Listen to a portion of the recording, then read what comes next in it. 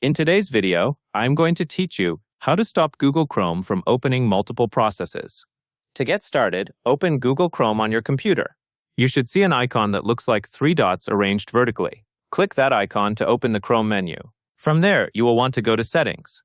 When the Settings page opens, scroll until you find the section labeled System. Now look carefully for the setting that says, Continue running background apps when Google Chrome is closed. When you locate that option, you will see a switch next to it. Turn that switch off. If it is currently turned on, switching it off will prevent Chrome from continuing background activity after you close the browser window. After you turn the setting off, you can close the Settings tab or simply leave it open while you continue. By turning off this option, you are telling Chrome to behave more like a normal application that stops when you close it. If you ever want the previous behavior back, you can return to the same location in Settings, System, and turn the option back on.